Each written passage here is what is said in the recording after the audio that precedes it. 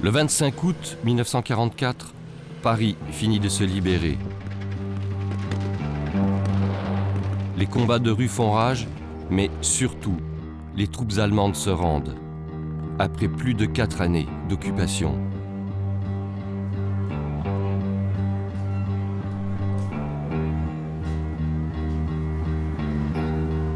La population parisienne peut commencer à se réjouir.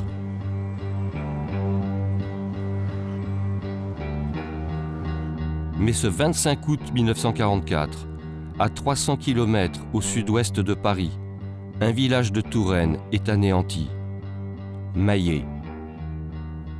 En quelques heures, 124 femmes, hommes, enfants et bébés sont assassinés et la bourgade détruite. Les responsables, une ou plusieurs unités allemandes qui n'ont jamais été formellement identifiées. Pourquoi et qui a pu commettre un tel crime? Pour le comprendre, nous avons mené notre propre enquête en parallèle de celle menée par la justice allemande. Grâce aux témoignages de plusieurs survivants, aux travaux de plusieurs chercheurs et historiens français et allemands, de nombreux documents d'archives, nous avons reconstitué les faits et gestes des meurtriers. Maillé, ou l'histoire d'un village massacré, pour l'exemple.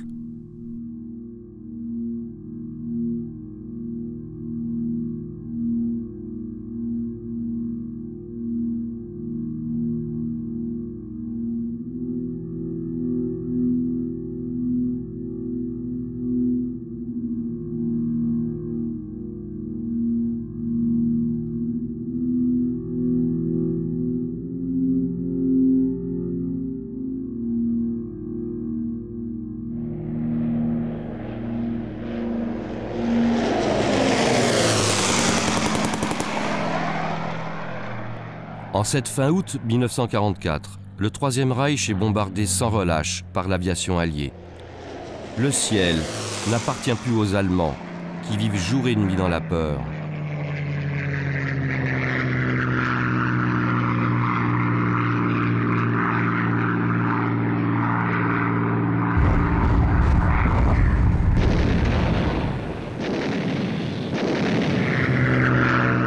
En France, les troupes nazies sont constamment matraquées.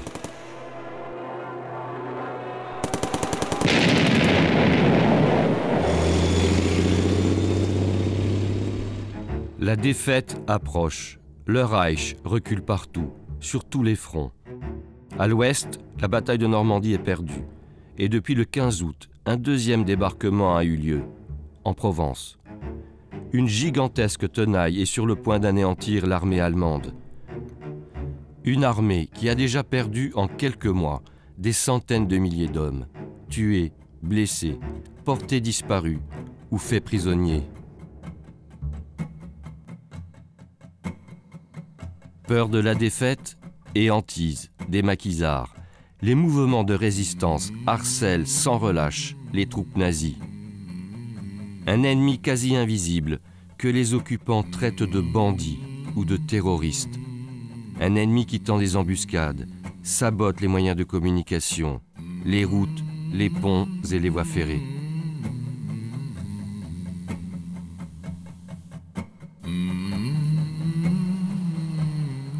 Le 25 août 1944, c'est donc un convoi chargé de haine qui stoppe au petit matin à l'entrée de Maillé.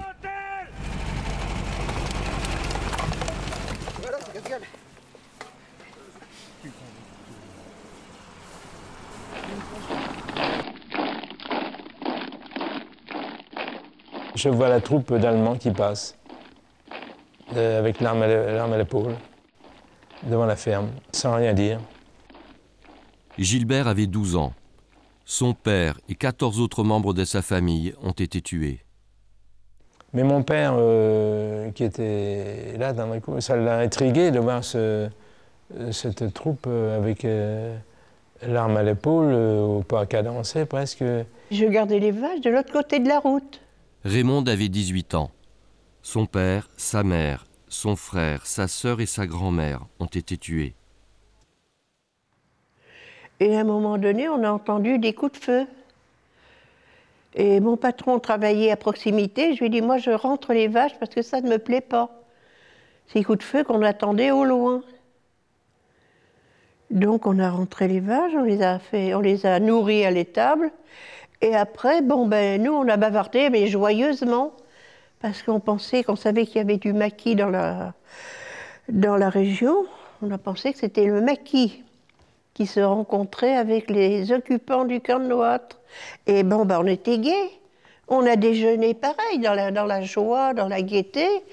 Pour nous, c'était la libération, c'était la fin de la guerre, c'était la fin de l'occupation, la liberté. Comme Raymonde, tout un village espère et attend. Ce vendredi 25 août, une partie de la Touraine a déjà été libérée. Les Américains ne sont plus qu'à quelques dizaines de kilomètres de Mayet. Mais ce jour-là, ce sont des soldats allemands qui investissent le village.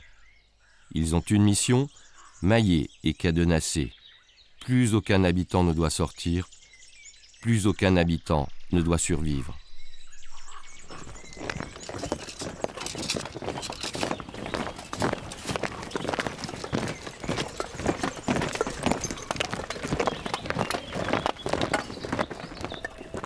Mayet doit être détruit, à huis clos. Pourtant, cette opération aura des témoins. Revêtus de notre uniforme et conformément aux ordres de nos chefs, notre attention a été attirée par une épaisse colonne de fumée. Ceci est le premier extrait d'un étonnant document. Le jour même du massacre, des gendarmes consignent les premiers éléments du crime.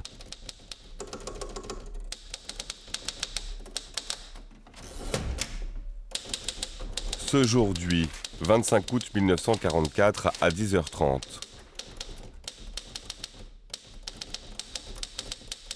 Nous avons constaté en arrivant auprès du bourg de Mayet que la plus grande partie de la localité était en flammes.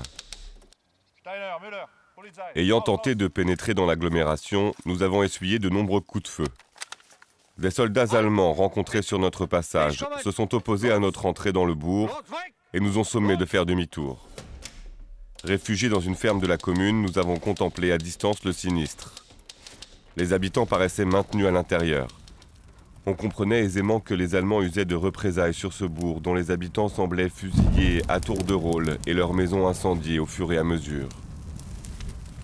Devant notre impuissance à secourir la population, nous avons regagné notre résidence et avons prévenu notre commandant de section et le chef d'escadron commandant la compagnie. J'entendais un ronflement épouvantable, un fracas aussi important. Alors ce ronflement, dans ma tête de gamin de 12 ans, je pensais que c'était les moteurs de voitures, de véhicules allemands, c'était la débâcle pour eux, et qu'il y avait des voitures qui passaient. Mais en fait, je me suis rendu compte plus tard que c'était le feu qui ronflait. Le feu, ça, avec tous les tas de gerbes qui brûlaient et tas de paille qui brûlaient, ça faisait un bruit épouvantable, des tas de foin dans les greniers. Et puis le fracas je pensais qu'il cassait tout, mais c'était les charpentes qui s'écrasaient. Et alors ma mère s'est risquée à regarder vers la porte extérieure et elle a senti la fumée. Oh, elle a dit on va étouffer, sortons d'ici. En sortant de la cave, en haut de la cave, j'ai un souvenir vague d'être resté quelque temps. Jean-Louis avait 5 ans. Son père et 14 autres membres de sa famille ont été tués. Quelques secondes peut-être, j'ai l'impression que c'était très long, mais je pense que ça a duré peut-être 2-3 secondes. Parce que c'est là que j'ai découvert tout qui brûlait. Certains se terrent comme ils peuvent, d'autres tentent de s'échapper du bourg. Ils nous chassaient comme des lapins dans les rangs de topinambour pour qu'on sorte. Morissette avait 12 ans. Sa mère et ses 2 frères ont été tués. Il vous demande de sortir. Je ne sais pas si c'est sortir, si on peut appeler ça, nous demander de sortir. Ils criaient après nous.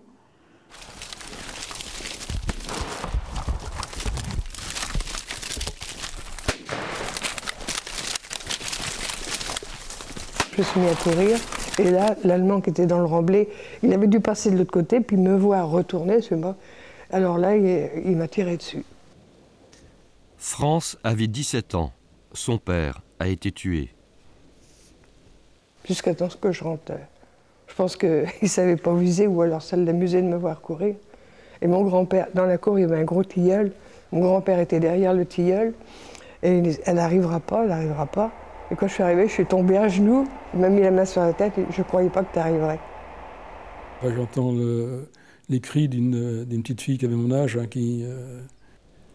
Jean avait 5 ans. Il a survécu par miracle. Sa famille n'a pas été touchée. Je les ai longtemps entendus, hein, qui criaient avant qu'il la tue, quoi. Ça, c'est resté longtemps, ça, c'est resté très longtemps.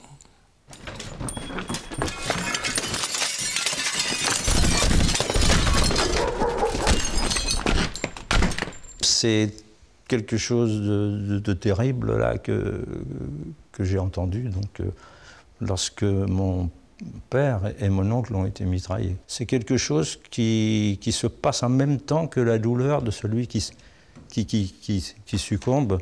Et là, c'était le père. Donc ça vous traverse complètement le corps, quoi, le cerveau. C'est quelque chose, c'est comme une brûlure intense. Il visait la tête. Mon petit frère, ils l'ont tué à la tête, le grand. Pierrot, là, qui avait 10 ans, ils l'ont tué, ils l'ont tiré à la tête. Et c'est là que j'ai vu maman. Maman tomber avec mon petit frère. Et mon petit frère, donc, lui, je vous dis, il avait sa gorge tranchée. Et maman, elle avait un trou à l'épaule. Et elle saignait beaucoup. Bon, et c'est là qu'elle m'a demandé où étaient mes petits frères. Et puis moi, je lui ai dit, ils sont là. Mais il n'y avait pas Pierrot, parce que Pierrot, je ne l'ai pas vu. Lui, il n'est pas sorti le temps que j'étais là, moi. Il est sorti qu'après. Et ils l'ont tué pas loin de maman. Hein. Il a voulu rejoindre, aller dans les rangs, et ils l'ont tué pas loin. Ça a dû se suivre, puisque tous ceux qui sont sortis de l'abri, ils ont été tués pratiquement tous au même moment, quoi. En fin de matinée, les Allemands évacuent le village. Assassinat, pillage, incendie, la troupe a fini son travail.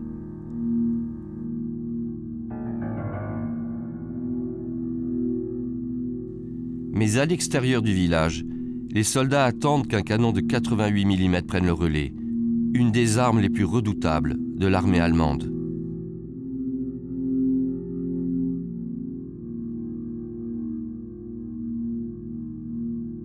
Alors la pièce de canon, elle se trouvait ici, là. Serge avait 10 ans. Ses parents, son frère et ses 2 sœurs ont été tués.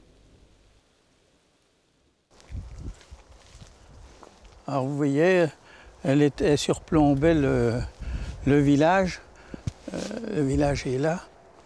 C'est pratiquement une des parties les plus hautes de la commune. Je sais que ça durait un bon moment. 2 heures à peu près, je ne me rappelle pas exactement. Dans l'après-midi, 80 obus s'abattent sur la commune. Quand on est parti, moi je me suis retournée, j'ai regardé Maillé. C'était affreux. Un ciel qui était tout rouge, des grandes flammes qui montaient vers le ciel. Des bruits de tôle, des bruits de pierre. Et là, je me suis dit, Maillé, on ne reverra pas. Les troupes allemandes interdisent tout accès à Maillé jusqu'au lendemain, notamment à ceux qui veulent porter secours à la population. Dès le lendemain, le 26 août, les gendarmes reprennent leurs investigations.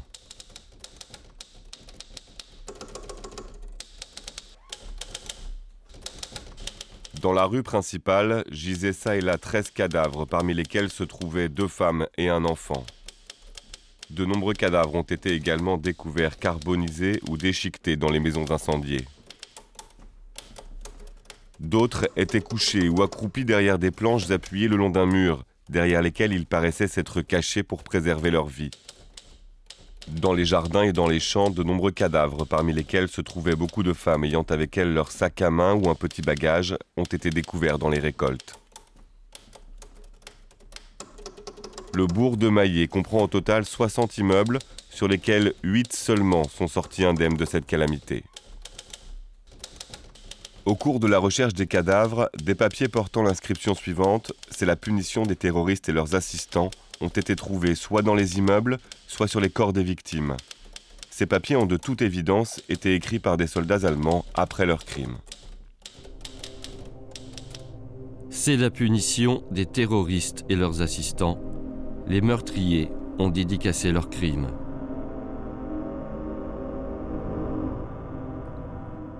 Ce 26 août 1944, il ne reste rien du village de Maillé, comme en témoigne ce film amateur, réalisé peu de temps après le massacre.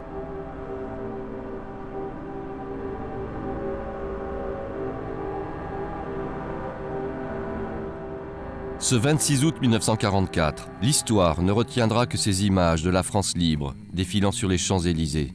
Paris est libéré.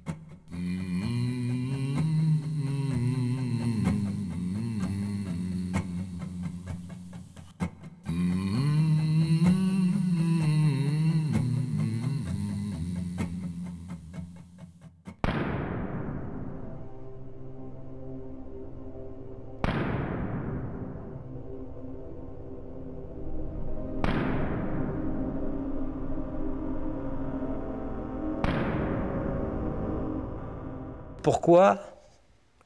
C'est terrible ça, cette question de l'enfance, devant l'anéantissement de ce que vous avez autour de vous, la famille détruite, les bâtiments détruits, vos jouets, c'est incroyable, mais j'avais une idée fixe sur un jouet que je ne retrouvais pas après le massacre et qui semblait occulter tout le reste des souvenirs terribles que j'avais de ce jour-là.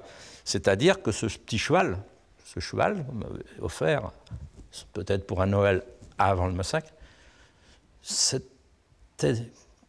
pas normal. Pourquoi on me l'avait détruit, ce cheval? Pourquoi on me l'avait fait disparaître, ce cheval? Pourquoi? Non, mais c'était toute l'enfance. Vous voyez, le sentiment de l'enfant qui perd son idéal et qui est détruit. Mais pourquoi?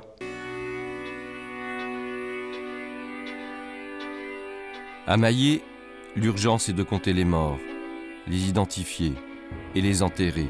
124 au total.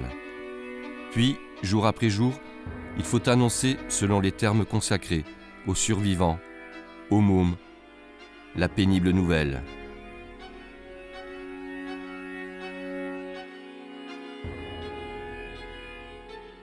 Je me rendais bien compte qu'il y avait quelque chose de vraiment terrible, mais j'avais toujours un peu d'espoir. Je disais, quand même, c'est pas possible. Je me disais ça, moi. Puis j'en parlais pas à personne. Je parlais pas du tout. Et un dimanche matin, 15 jours, oui, juste 15 jours après, j'ai voulu revenir. Puis c'est là qu'ils m'ont dit qu'il n'y avait plus personne. Mais je suis revenu quand même, mon oncle m'a accompagné, il m'a expliqué ce qui s'était passé, quoi. Mes parents, toute ma famille avait été massacrée. Et puis j'ai vu qu'il n'y avait plus personne, il n'y avait plus rien. Ce que je me souviens, c'est que je suis retrouvée dans la maison où habitait ma grand-mère, maison qui était brûlée, et que dans l'herbe par terre, j'ai retrouvé une boucle d'oreille de ma mère, avec du sang, des cheveux. Je pense que ma mère a dû souffrir avant de partir. Certainement. Et ça, cette boucle d'oreille que j'ai trouvée, je vois toujours en train de me baisser, de ramasser cette boucle d'oreille. Quelques jours après le massacre, Tours et sa région sont enfin libérés. À l'instar de ce qui se passe partout en France, l'heure est à l'allégresse et au règlement de compte.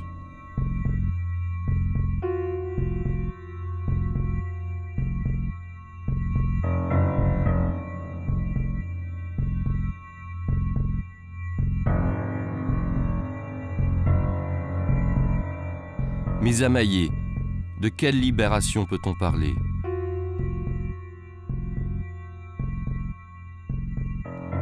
En septembre 1944, un enquêteur se rend officiellement dans le village, mandaté par le service de recherche des criminels de guerre ennemis, mis en place par la France libre.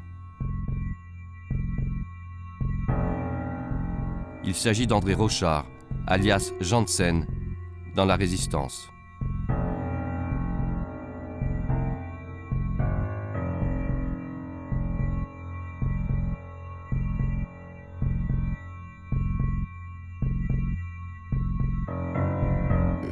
En arrivant dans les rues, j'ai interpellé les premières personnes que j'ai pu rencontrer et qui toutes avaient été des victimes du massacre et qui avaient presque toutes perdu un être ou plusieurs êtres chers.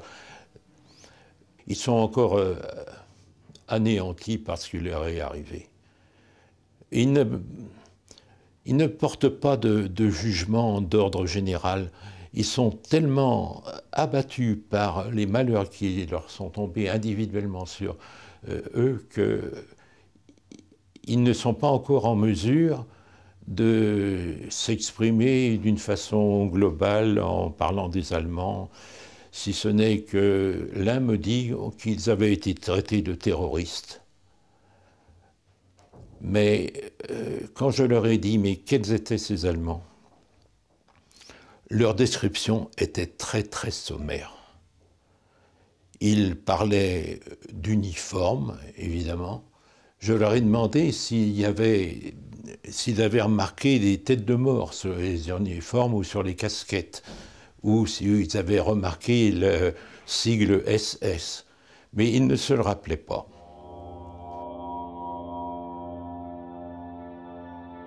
Alors pourquoi Maillé a-t-il subi un tel acharnement? Qui sont les responsables de ce crime? Nous ne croyons pas à la violence aveugle ou gratuite.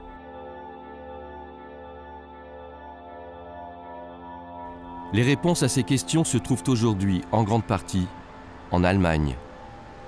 Nous avons suivi quelques étapes de l'enquête menée par un procureur et une équipe de policiers. L'Allemagne tente d'en finir avec son passé nazi et des dizaines d'enquêtes sont encore en cours.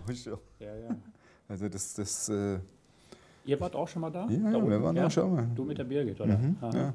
Wir sind hochgefahren, wir sind hochgekommen vom Norden Spaniens. Alors, plus de 60 ans après les faits, le procureur Ulrich Maaß et le commissaire Schneider se rendent en Touraine.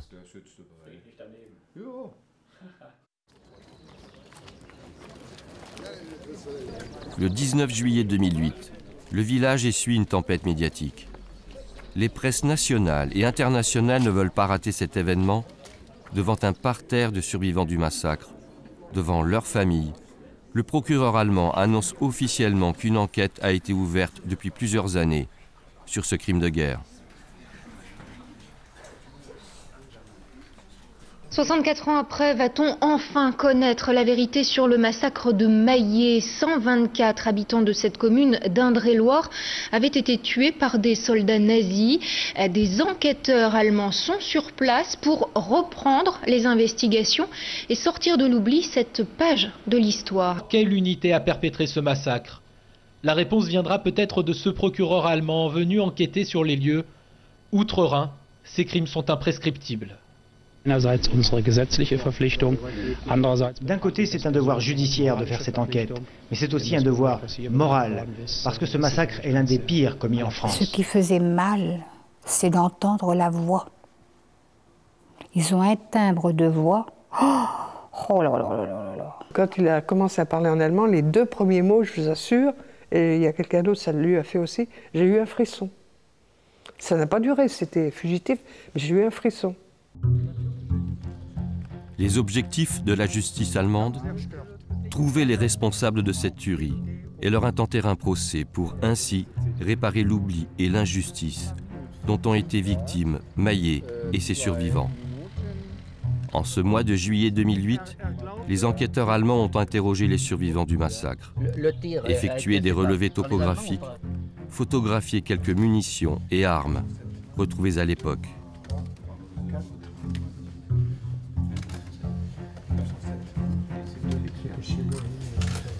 Pourquoi cet acharnement, parce que c'est un acharnement quand même sur une maman, Pourquoi? Ils ont perdu les nerfs, ils étaient complètement, ils avaient perdu complètement leur contrôle des nerfs, ils étaient comme des fous.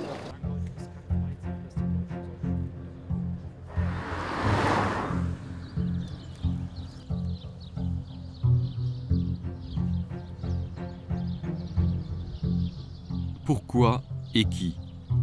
Comment questionner le passé, sans trace visible du carnage, hormis ces quelques impacts d'obus sur les contre-marches du café-épicerie du village?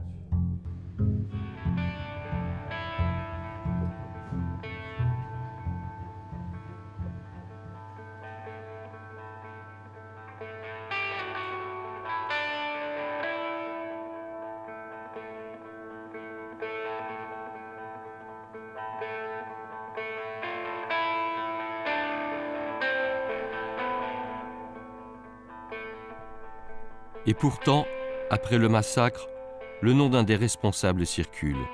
Il apparaît dans le rapport d'enquête établi par les gendarmes.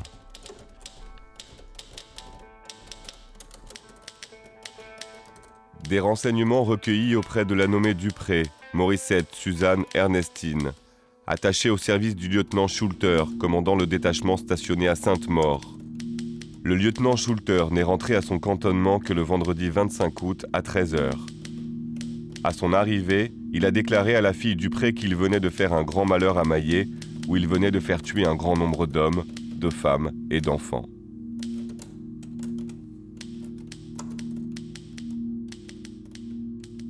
Qui est ce lieutenant Schulter? De lui, nous ne disposons que d'une seule photo et de quelques informations. En réalité, Schulter se nomme Gustav Schluter. En août 1944, il commande une unité d'un régiment de sécurité. Un de ces régiments de la Wehrmacht, chargé de faire la police et de sécuriser les mouvements des troupes allemandes.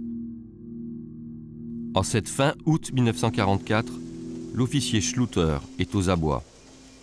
En pleine débâcle, le Reich doit évacuer ses troupes vers l'est.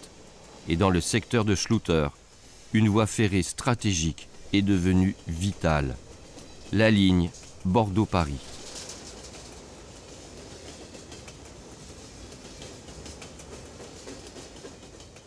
Les Allemands doivent la protéger à n'importe quel prix. Depuis des semaines, cette voie ferrée est régulièrement sabotée par les résistants. Des sabotages commis toujours au pied du même village, à Maillé. Cet élément est capital, il explique en partie ce qui va se passer. On revenait le soir tard et il y avait on y passait au long de la ligne de chemin de fer. Il y avait donc des maquisards qui étaient après saboter la ligne, enfin mettre des explosifs pour faire sauter la ligne de chemin de fer. Et puis qui nous ont même rouspété, qui nous ont dit qu'est-ce qu'on traînait là à l'heure qu'il était et qu'il fallait se sauver vite fait. Et on s'est sauvé, mais pas vite, parce qu'à l'époque, c'était avec le cheval. Et on était rendu, je ne sais pas, peut-être à... Ou on n'était pas rendu à 1 kilomètre quand la ligne a sauté.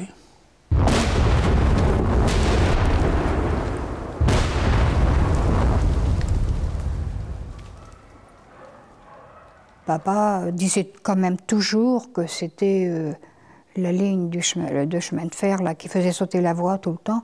Les cheminots, disons, qui étaient là, qui avaient fait beaucoup de mal parce qu'ils faisaient sauter toujours la voie à Maillé, au même endroit. Alors que les Allemands, aurait fallu qu'ils la fassent sauter, mais un petit peu plus loin, ou avant, ou après, mais pas à Maillé, toujours à Maillé. Alors papa, ça, je sais que papa, ça l'inquiétait. Il disait toujours, oh là là là là là là, ils vont nous amener plus de mal que de bien. Il y avait les jeunes STO, là, tout à fait métés, qui exprimaient leurs sentiments patriotiques, si vous voulez, mais très ouvertement, sans prendre de précautions, etc.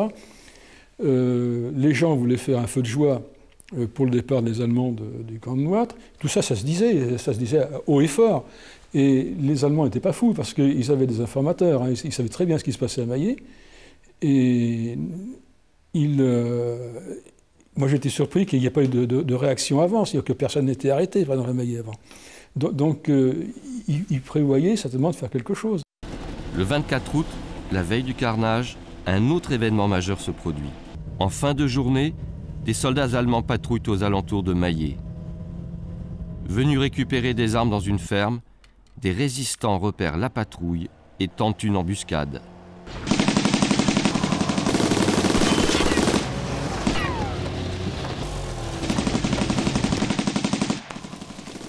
Selon la justice allemande, les soldats auraient eu au moins un blessé et, vraisemblablement, un tué. Une casquette à tête de mort, l'insigne des SS, aurait été retrouvée sur les lieux de l'embuscade. Que faisaient ces soldats allemands non loin de Maillé? Notre hypothèse, cette patrouille avait pour mission de repérer les lieux afin d'y mener une opération de terreur.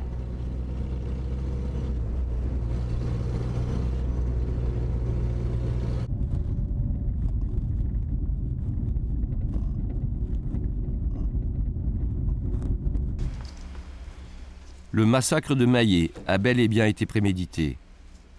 Un fait définitivement établi à l'occasion de la deuxième venue des enquêteurs allemands en France, en janvier 2009.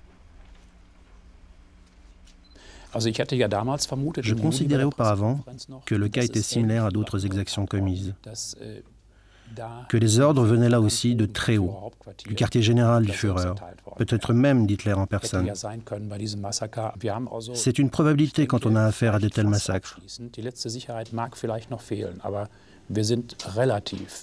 Nous sommes relativement certains que cette intervention devait être exécutée d'après les ordres généraux concernant les actions militaires en France.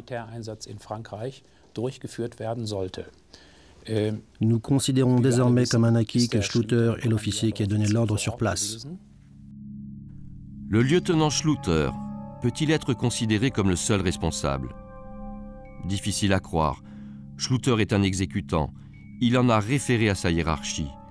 Un autre officier est donc impliqué, et c'est lui le commanditaire de l'opération Maillé.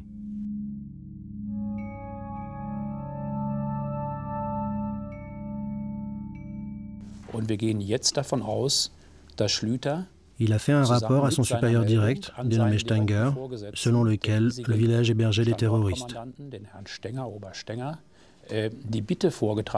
Il demandait donc à son supérieur de lui transmettre un ordre d'intervention afin de chasser ces terroristes.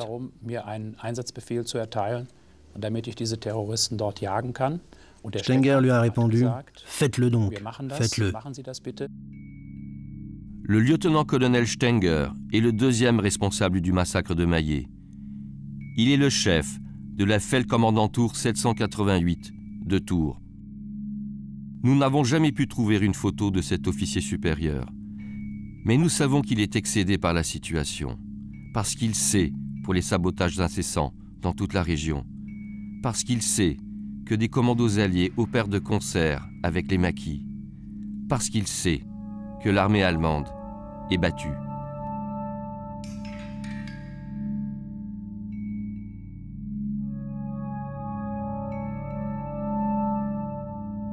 Le 18 août 1944, soit quelques jours avant l'opération Maillé, un soldat d'une unité de reconnaissance américaine s'offre un véritable rodéo avec sa Jeep dans Tours. Harry Alexander tue même un soldat allemand, puis il disparaît. La résistance l'a récupéré.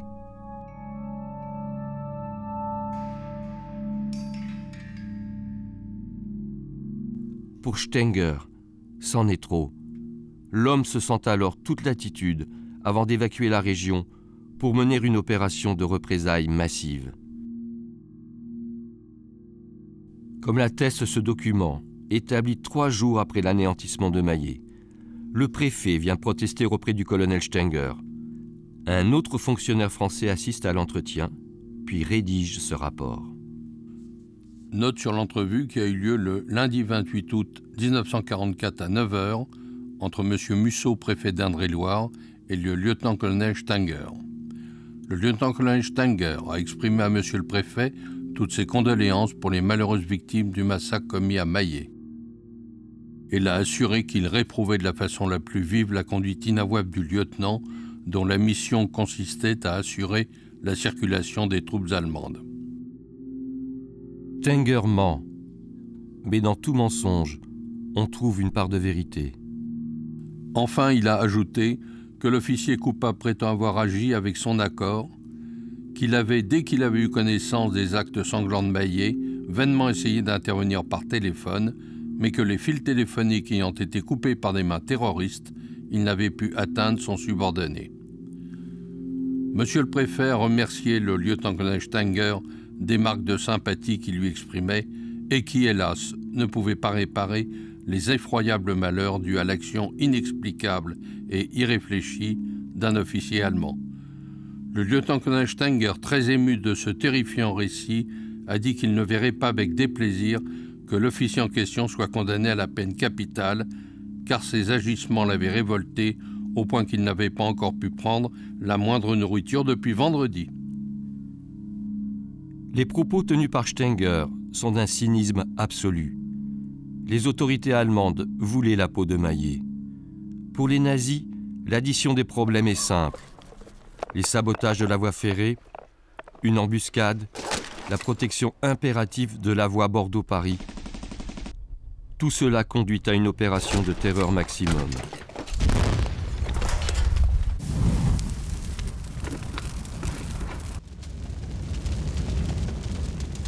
Le soir du 25 août, les troupes ont pu ainsi être évacuées, sans aucun heurt, ce qu'ont pu constater les gendarmes. De 21h à 24h, 4 trains sont passés se dirigeant vers Tours. À chaque passage devant le bourg, des coups de feu ont été tirés sur cette localité par des soldats allemands.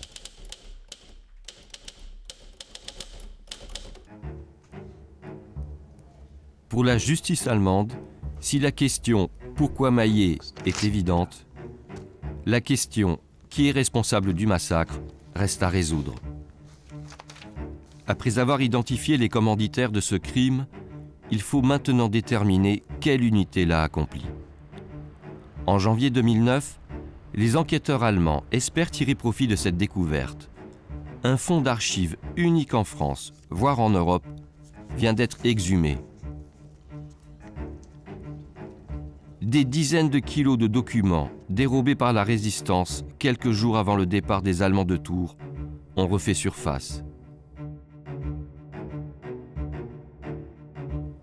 On y trouve les dossiers de la Wehrmacht et du SD, le service de sécurité et de renseignement de l'ordre SS, communément surnommé Gestapo.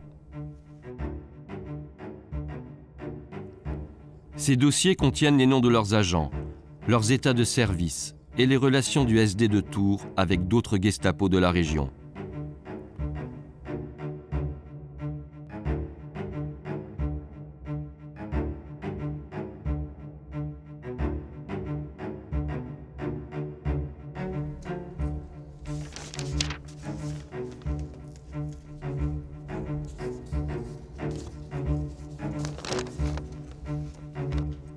Les enquêteurs allemands prennent près d'1 millier de photos, consacrent plusieurs jours à éplucher cette comptabilité de l'occupation et de la répression.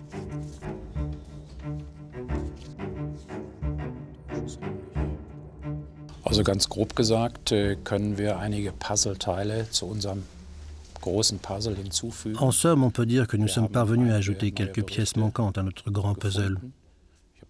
Nous avons découvert d'autres rapports de police. J'en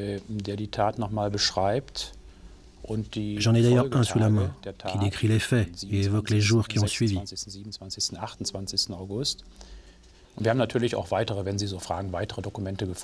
Nous avons évidemment découvert d'autres documents, des ordres. Toutefois, nous n'avons pas obtenu de noms significatifs qui auraient aidé à identifier les soldats incriminés, ceux que nous serions en droit de suspecter, ceux qui sont recensés à Tours, du côté français ou du côté des SS. Tandis que les enquêteurs allemands restent discrets sur leurs trouvailles, nous, nous avons choisi d'approfondir la question « Pourquoi Maillé ?» Notre intérêt s'est particulièrement porté sur une autre partie essentielle du fond, celle qui concerne les collabos. On y trouve les noms et matricules des gestapistes français et de leurs informateurs, leurs rémunérations, les dénonciations, les rafles, exactions et déportations. Le prix de la collaboration.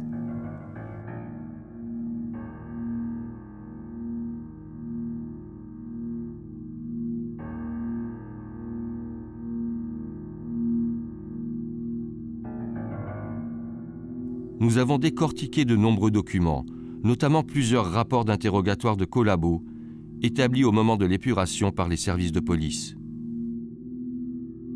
Et nous avons découvert cette histoire, une clé de plus pour comprendre ce qui s'est passé à Maillé. Révélation de Jean Chanvrin, indicateur de la Gestapo. Commissariat spécial de Tours, l'an 1945. Je gagnais 3000 francs par mois. J'ai toujours gagné cette somme au service des Allemands. J'avais en plus des frais de déplacement et quelques primes pour les affaires traitées. Le collabo décrit plusieurs affaires.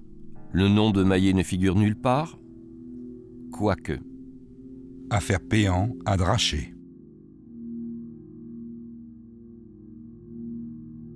Les Allemands eurent connaissance de cette affaire, par une voie que j'ignore. Ils se doutaient être en présence d'une organisation de résistance, dont le chef était le curé Péan. À la fin du mois de février, l'arrestation de l'abbé Péan fut décidée. Le prêtre devait dire une messe à la Selle Saint-Avant. L'abbé Péan fut arrêté dans cette commune.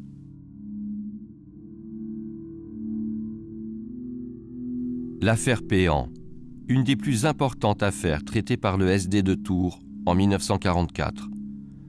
Pendant l'occupation, l'abbé Péan avait en charge les paroisses de 3 villages très proches. Draché, la Selle Saint-Avant et Maillé. Maillé, qui n'est jamais cité dans les dépositions de plusieurs collabos. En pleine épuration, autant ne pas citer ce nom, ne pas être mêlé à un tel crime. Henri Péan était un des principaux chefs de la résistance dans l'Indre-et-Loire et la région Touraine. Il était le chef du réseau Vengeance, un réseau très actif, renseignements, évasion de prisonniers, passage clandestin de la ligne de démarcation, hébergement d'agents secrets, rapatriement d'aviateurs alliés et parachutage.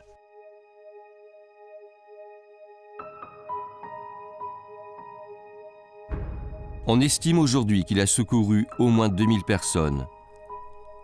De lui, il n'existe que quelques photos. L'une d'entre elles le montre en compagnie d'un aviateur canadien, Jean Sans Souci, dont l'avion avait été abattu et qui a été protégé, notamment, par le réseau de l'abbé Péan.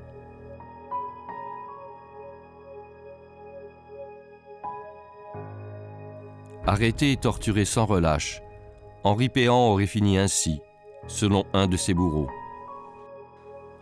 Renseignements fournis par le nommé Goutcharov Vladimir, interprète à la Gestapo de Tours de janvier à avril 1944. L'abbé Péan fut exécuté par Gessler à la fin de son interrogatoire, dans des circonstances qui ne furent jamais connues. Il a certainement été torturé à mort. Cette femme aurait pu donner des informations sur les dernières heures de l'abbé Péan. Clara Knecht, une des collaboratrices les plus acharnées et dangereuses du SD. Elle se serait vantée auprès de plusieurs collabos. C'est moi qui ai crevé l'abbé Péan. Qu'est devenue Clara Knecht?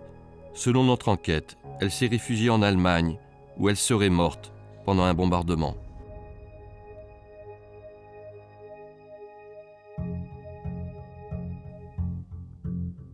Dans les semaines qui suivent l'arrestation, puis la mise à mort de l'abbé Péan, de nombreux membres de son réseau sont arrêtés par les SS et leurs agents français. En février 1944, 6 mois avant le massacre, Maillé est repéré par le SD comme un nid de guêpes, un repère de terroristes dans le vocabulaire de la Gestapo, autrement dit, une cible potentielle. Le 25 août 1944, la cible est atteinte.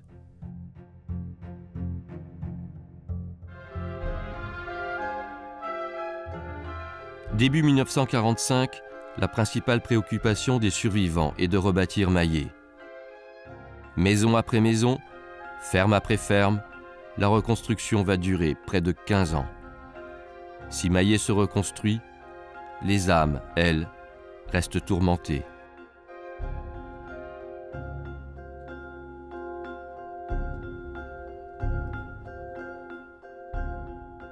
Je sortais de l'école, je me dis traverser des ruines, des murs noirs, des cendres. On a l'impression que ça sentait la cendre partout encore. On marche dans la rue, là où il y a peut-être encore le sang de ceux qui ont été abattus dans la rue. Quand il pleuvait, on voyait des taches brunes qui remontaient sur la route. Des taches où il y avait eu des morts.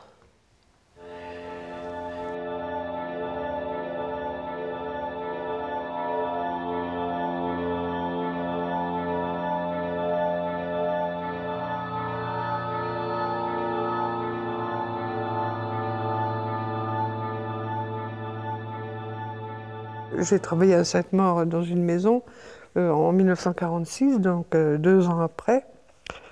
Et il y avait un grand escalier en pierre qui montait dans les chambres en haut. Et ma chambre était sur le palier. Et la nuit, je me réveillais en sueur, j'entendais des bruits de bottes dans l'escalier. Ça, 2 ans après. Ça, pourquoi à cette époque-là, je ne sais pas, mais c'est souvent. 2 fois la semaine, ça m'arrivait d'entendre des bruits de bottes. Je me réveillais, j'étais en sueur. Et j'avais entendu des bruits de bottes. La nuit et tout, je criais, je voyais toujours. Je ne pouvais pas ouvrir une porte. Je ne pouvais pas ouvrir une porte, il y avait toujours un fusil derrière. Je voulais l'ouvrir et puis je ne l'ouvrais pas, je reculais. Mais ça durait longtemps.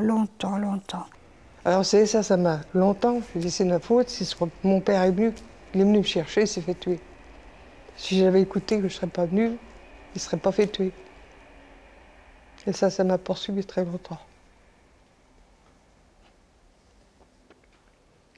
Et je peux vous dire que depuis le massacre, je suis obligée d'avoir une lumière dans la chambre pour dormir, parce que le noir me fait peur.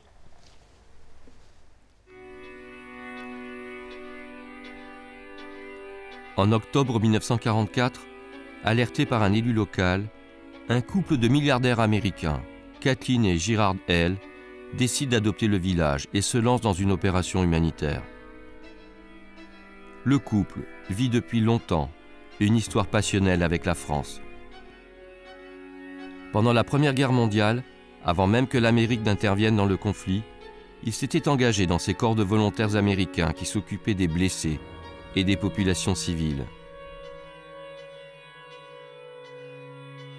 C'était un conte de fées, hein, ce couple qui nous arrivait là avec les bras chargés de cadeaux, de vêtements pour ceux qui en avaient besoin, de friandises, de jouets, et on était en admiration de ce couple. Le plan Hale permet aux familles de Mayet de recevoir pendant des années de quoi reprendre une vie quotidienne.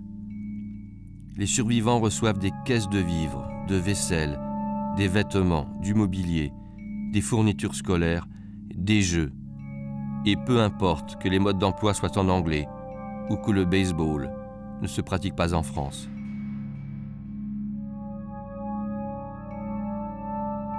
Moi, je conserve précieusement les jouets, les objets que j'ai pu recevoir à ce moment-là. C'est quelque chose de très très fort. C'est du sacré, si vous voulez, ces jouets. C'est plus un jouet, c'est un symbole.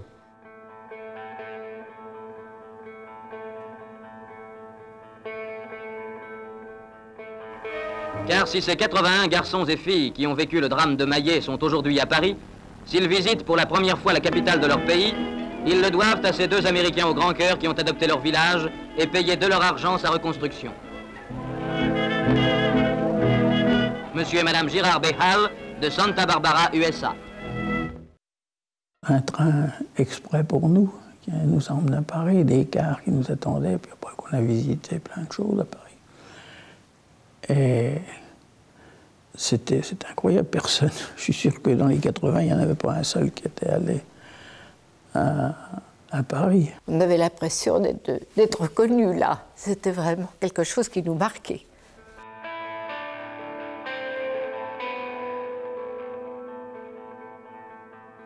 Le moment fort, c'était la Tour Eiffel, même avec le repas dans ce restaurant, dans la Tour Eiffel. Et puis le dépôt d'un bouquet sur la tombe du soldat inconnu.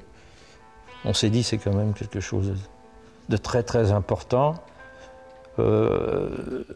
Et je pense qu'on pouvait faire le rapprochement aussi avec ce qui s'était passé ici, les morts du village et puis le soldat inconnu qui était sous l'Arc de Triomphe. En 1958, Kathleen et Girard L. décèdent. La population de Maillé est de nouveau orpheline.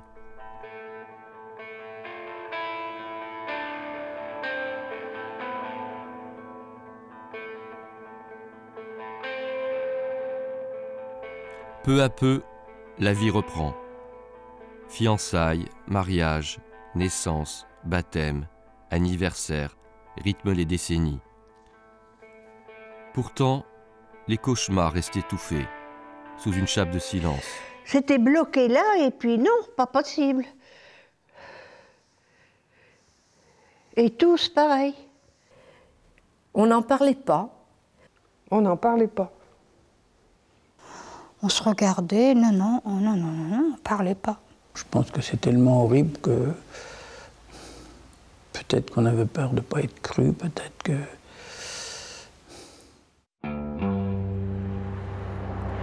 Un silence qui n'est même pas rompu par cette lettre, envoyée à Maillé 50 ans et 1 jour après.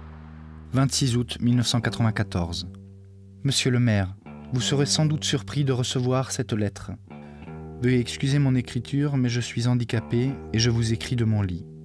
À 2 reprises, nous avons fait sauter les voies de chemin de fer non loin de la gare de Maillé. Nous étions 4 pour cette mission, qu'après coup, j'ai jugé stupide, car renouvelée au même endroit, beaucoup trop près de Maillé. J'avais 19 ans, monsieur le maire, et bien que simple exécutant, je me sens responsable de cette horrible tuerie des SS. Aurez-vous la patience de lire ce gribouillis ? Je le souhaite, monsieur le maire. Peut-être vous aurais-je mieux fait comprendre l'origine de cette tragédie dont je suis responsable, quoi que l'on pense. Pour terminer, j'ajoute que nous avons assisté de loin à cette tuerie. Nos moyens en armement étaient dérisoires comparés à ceux des SS. Qu'aurions-nous pu faire sinon ajouter à la rage des tueurs et se faire massacrer aussi? J'excuse ainsi mes chefs. Vous le comprenez, n'est-ce pas? Voilà mon histoire et votre histoire, monsieur le maire. Je vous prie d'accepter l'expression de mes sentiments les plus amicaux.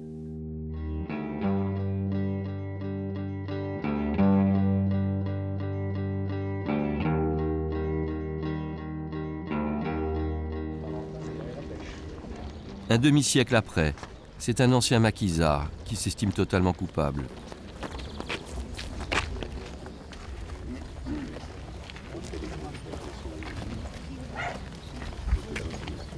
Rien que pour ça.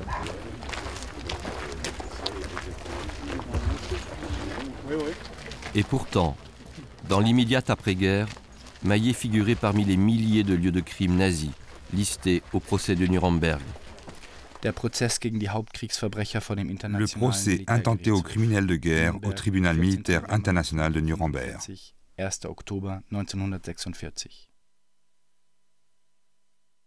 Nous vous soumettons le document français F-298. Celui-ci se rapporte à la destruction du village de Maillé. Le 25 août, ce village a été rasé et ses habitants assassinés ou grièvement blessés.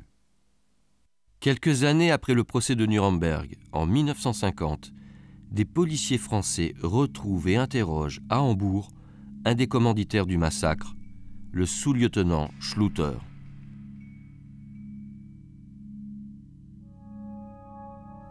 Évidemment, Gustav Schluter nie les faits, et il déclare notamment aux policiers français qu'il était en poste à des centaines de kilomètres de Maillé.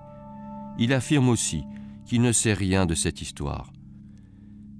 Immédiatement après son interrogatoire, Schluter disparaît. il n'a jamais été retrouvé. Nous savons juste qu'il est décédé dans sa propre ville en 1965, à Hambourg. En 1952, Schluter est condamné à mort par contumace par le tribunal militaire de Bordeaux. Le procès a lieu à huis clos. Aucun accusé ni famille de victime ne sont présents.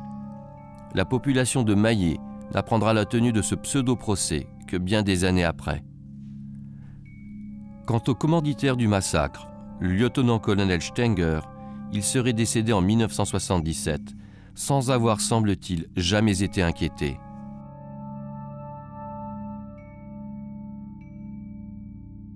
Comment expliquer une telle impunité? Dès l'après-guerre, le monde entre dans la guerre froide. Les Alliés ne sont vraiment plus alliés. Dans la recherche des criminels nazis, Américains, Britanniques, Soviétiques et Français ne coopèrent plus vraiment. Pire, les anciens alliés vont même jusqu'à protéger d'anciens nazis. Entre la France et la République fédérale allemande, l'heure est également à la réconciliation et au début de la construction européenne. Et côté allemand, on met même un frein à l'épuration des nazis. On enquête, un peu, mais on n'extrade pas.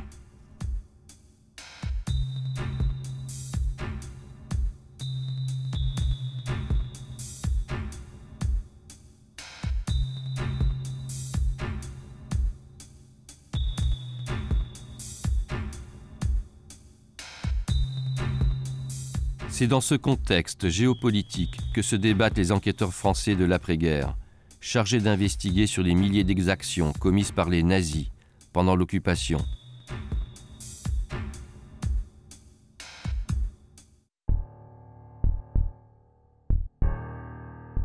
Notamment sur celles perpétrées au printemps et à l'été 1944. Lorsque les troupes allemandes et leurs auxiliaires français battent en retraite, ils laissent derrière eux d'innombrables lieux de supplice, encore aujourd'hui méconnus ou oubliés.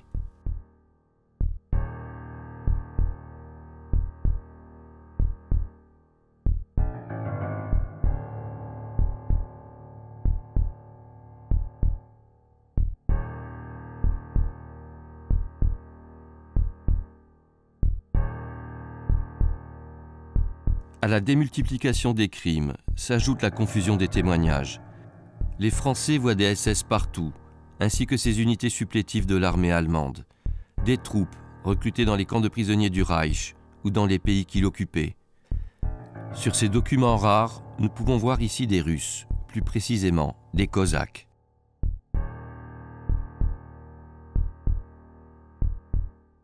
Là, on trouve même l'incroyable, des Indiens.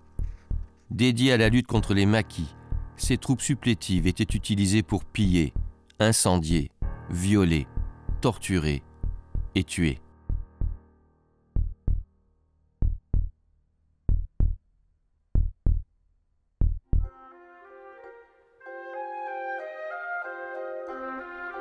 Après la fin de la guerre, selon plusieurs historiens, 12 à 15 000 Allemands et collaborateurs étaient recherchés pour leurs crimes commis sur des Français.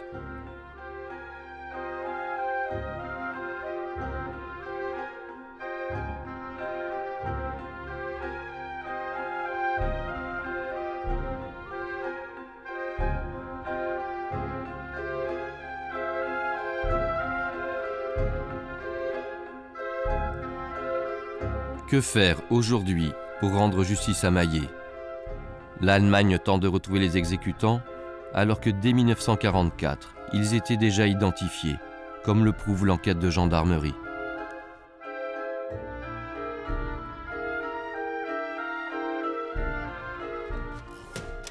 Des renseignements recueillis auprès de la nommée Dupré, Morissette Suzanne Ernestine, attachée au service du lieutenant Schulter. Il résulte que cet officier se serait entendu très tard dans la soirée du 24 avec un Feldwebel, commandant une formation de SS venant de Châtellerault, et seraient tous deux, avec la dite formation, partis en direction de Mayet. Deswegen sind wir auch jetzt durch diese Nous pensons qu'il avait besoin de soldats vigoureux, précisément des jeunes de cette unité SS qui est devenue suspecte.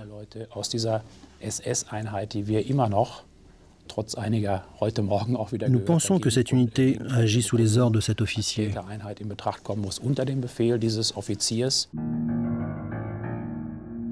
L'unité suspecte appartient à une division de Waffen-SS, la branche militaire de l'ordre SS. La 17e Goetz von Berlichingen, surnommée la division au point de fer.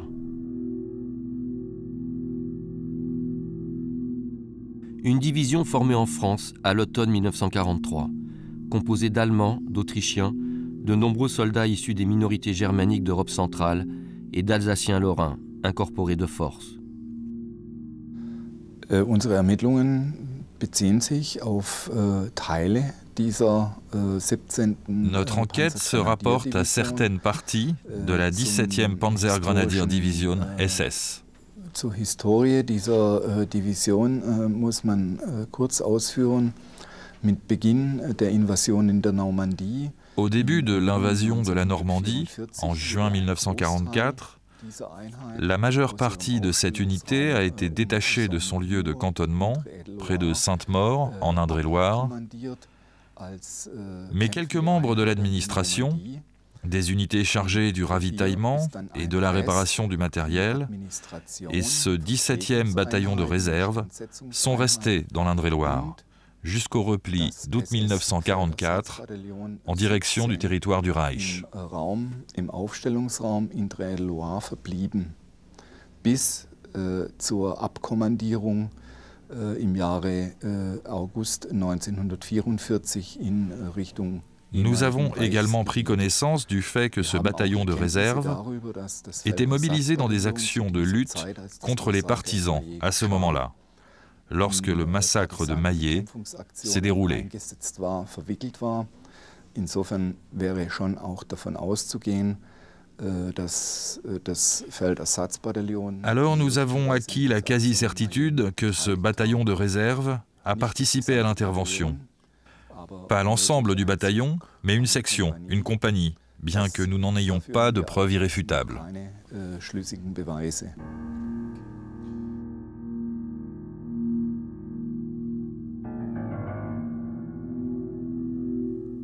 Pendant l'été 1944, plusieurs unités de cette division SS sont réparties non loin de Mayet.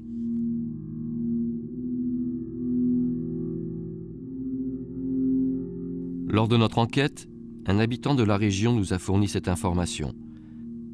Des Waffen-SS de la Goetz von Berlichingen étaient cantonnés dans ce château, situé à une vingtaine de kilomètres de Mayet.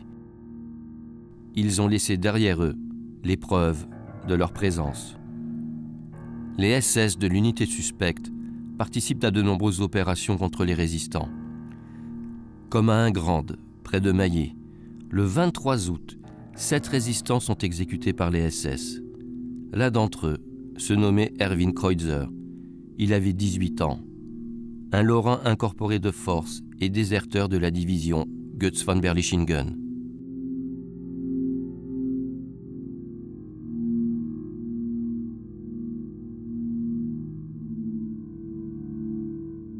Le 25 août, ce sont donc des hommes de cette division SS qui sont chargés de liquider le village. Après avoir recoupé les informations contenues dans les journaux de marche de plusieurs unités, les enquêteurs allemands en ont la certitude. Nous avons par ailleurs appris, au cours de notre enquête, que la justice allemande avait procédé à des dizaines d'interrogatoires d'anciens soldats de la Wehrmacht et de la Waffen-SS. C'est pourquoi nous avons décidé de nous rendre en Allemagne, afin de faire un point sur l'enquête du procureur Maass et du commissaire Schneider. La justice allemande est quelque peu méfiante et ne semble pas franchement désireuse de communiquer sur ses résultats. Nous avons donc proposé à Serge Martin de nous accompagner. Nous tenions à ce que ce soit lui qui leur demande des comptes. Serge part en Allemagne avec dans son bagage les 124 morts qui hantent son village.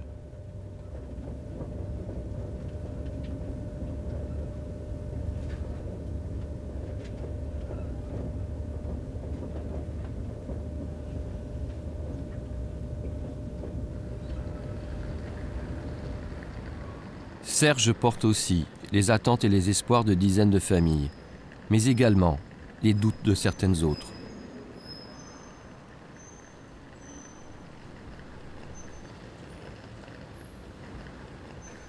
Ça fait du bien de pouvoir en parler. Parce que c'est pas maintenant qu'il aurait fallu que ça arrive. Il aurait fallu que ça arrive il y a 40 ans, quoi. C'est long, quoi, depuis qu'on arrive au 65e anniversaire et que c'est encore pas fini. Mais enfin, on apprécierait de savoir qui a fait ce massacre et le pourquoi. Enfin, pour ce qui me concerne, moi, je trouve que c'est courageux pour l'Allemagne, pour cette justice allemande qui veut quand même aussi savoir.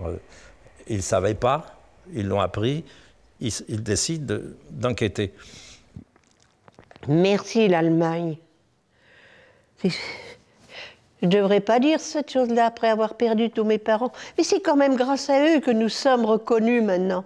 Ce n'est pas une reconnaissance pour la France. Ce n'est pas un honneur pour la France, cette reconnaissance. C'est une bonne chose de ne pas taire la vérité et puis d'aller jusqu'au bout. C'est un exemple qu'on nous a donné. Moi, j'étais très satisfait de ce qu'a fait le procureur Masse, c'est sûr. Pour nous, rescapés, ça ne nous apporte rien. Moi, je considère que ça ne nous apporte rien du tout. Ça ne nous apportera rien du tout si on découvre... Quoi, d'ailleurs, l'auteur, il est mort, on sait qu'il est mort, mais les intervenants, les hommes de la troupe qui ne sont pas jugés, alors. Je ne pense pas que ce soit inutile, parce que je crois qu'on a besoin de savoir, pour nous, les survivants, et puis aussi pour les victimes, savoir pourquoi elles ont été massacrées et par qui, exactement par qui.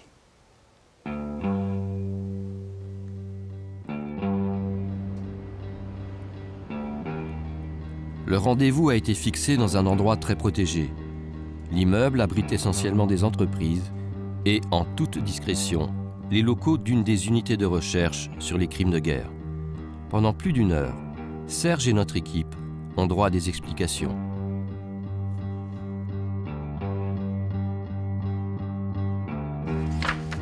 Ich habe das dann am 3. Januar gekriegt.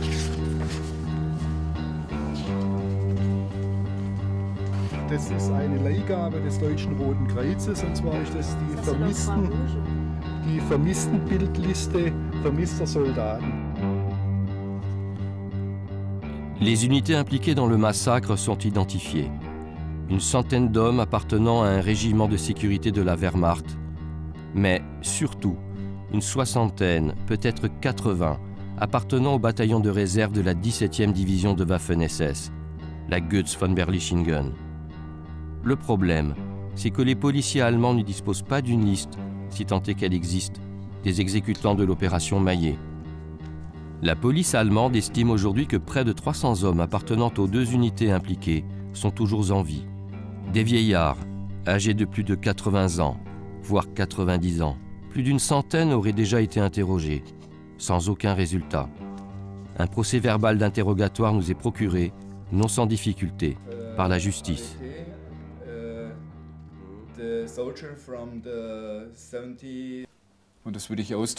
Bon, je vais l'imprimer et leur donner, je l'ai dit. De toute façon, on n'arrive pas à comprendre de qui il s'agit. Je l'imprime quand même, ça ne fait rien.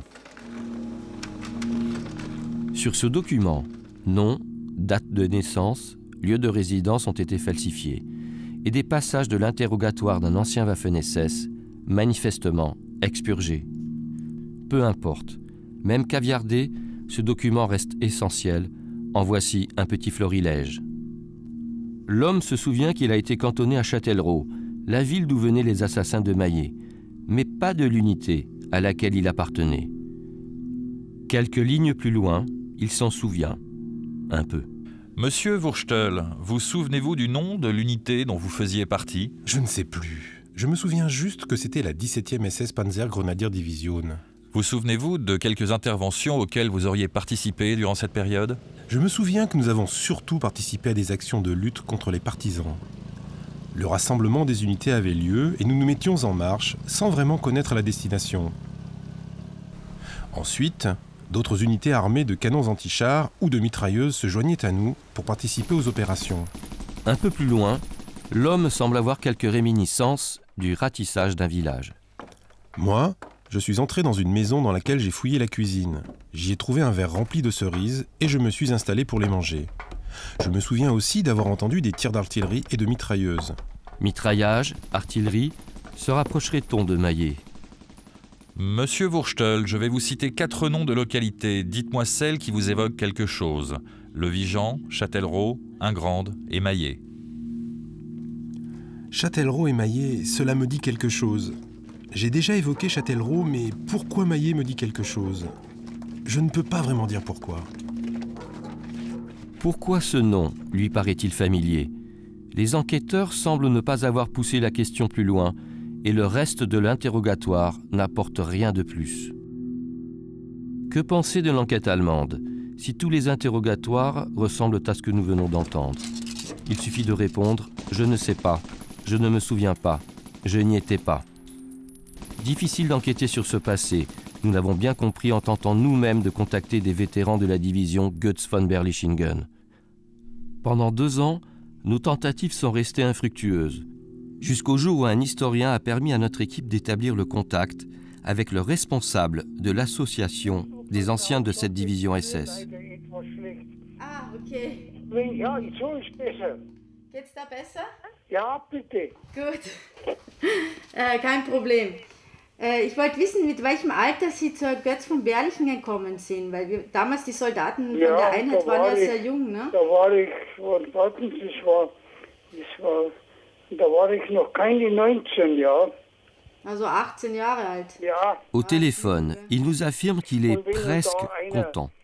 Son intention, dissiper les suspicions pesant sur son ancienne division. Wunderbar.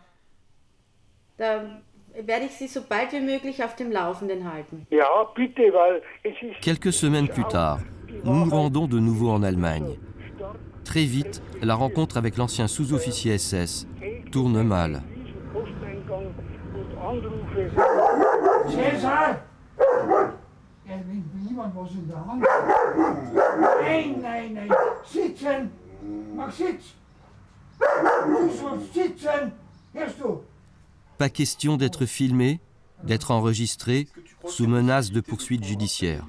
Nous avons une demi-heure pour prendre des notes et décamper. Nous avons quand même posé le pied, filmé et enregistré. Vous n'allez peut-être pas nous comprendre, mais ça fait 40 ans que nous nous battons pour la vérité. Nous sommes méfiants maintenant, vous savez. Les journalistes, pour nous, c'est pire que le diable, parce qu'ils détournent consciencieusement nos propos. C'est terrible.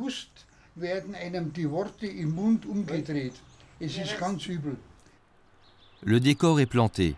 Au moins aurons-nous droit, une fois de plus, à quelques propos plus qu'édifiants. Je ne comprends plus le monde.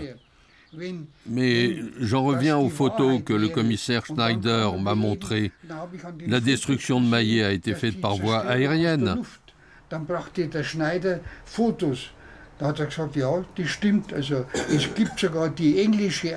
C'est cette unité d'alliés dont on connaît le numéro qui a fait l'attaque aérienne de Maillé. Maillé était un petit village. Ils avaient sûrement l'ordre de détruire la gare, mais quelques bombes ont dû tomber à côté sur des habitations.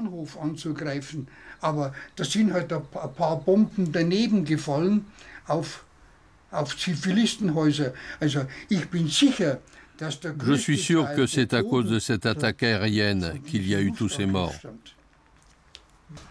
J'ai rencontré à Maillé plusieurs personnes qui étaient des enfants à l'époque, qui ont vu leurs parents tués devant eux. Et ce n'étaient pas des bombes qui tombaient, c'est leurs parents étaient tués, poursuivis par des soldats allemands. Sagt aber, dass dort Leute interviewt hat, die damals Kinder waren. Und die schon in Maillé waren, als das alles passiert ist. Und die eben bezeugt haben, dass zum Beispiel die Mutter oder der Vater vor ihnen erschossen worden ist. Und die sich über die Felder die über die Felder geflohen sind. Mais ça n'est pas vrai, ça ne tient pas la route. Des propos dans la droite ligne du négationnisme, sans compter les moments où il se contredit. Exemple, quand il évoque un des donneurs d'ordre du massacre, le sous-lieutenant Schluter. Vous savez comment ça se passe. Et à la guerre, il faut se représenter la scène. Schluter arrive avec sa compagnie, ou ce qu'il avait à sa disposition. Il a perdu 2 ou 3 hommes. Évidemment, les Allemands n'y sont pas allés en bonne disposition. Et en plus, les habitants ont refusé de s'expliquer, de dire la vérité. Alors il y a une altercation qui a dégénéré en fusillade.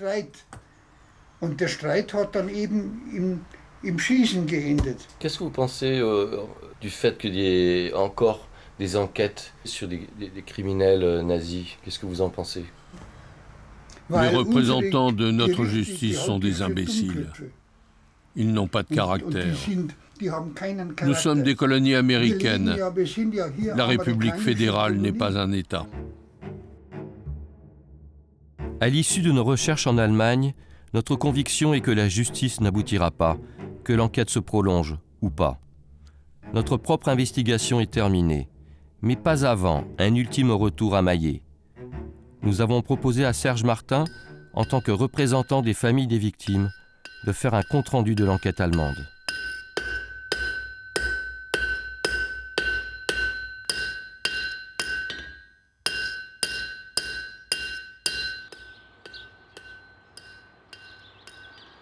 Les enquêteurs allemands actuellement sont affirmatifs. A priori, celui qui a donné l'ordre de représailles est bel et bien un certain Stenger. Le sous-lieutenant Schulter était bien impliqué également dans cette opération. Les enquêteurs allemands disposent aujourd'hui des listes de soldats appartenant aux 2 unités identifiées comme responsables du massacre de nos familles. On nous a montré des visages de soldats, ceux-là ils sont disparus, mais enfin quand même, on les a vus. Et moi je me demandais si parmi eux, il n'y en avait pas un qui était venu à Mayet. Même qu'il soit disparu. Et ça m'a marqué, ça, par contre. Nous avons proposé à l'assistance de regarder une série de planches photos. Des documents obtenus auprès de la justice allemande, extraits d'une énorme documentation établie par la Croix-Rouge. L'organisation internationale tenait à jour, unité par unité, des listes de soldats portés disparus. Là, ce sont les Waffen-SS du bataillon impliqué dans le massacre. Parmi eux, certains y ont peut-être participé.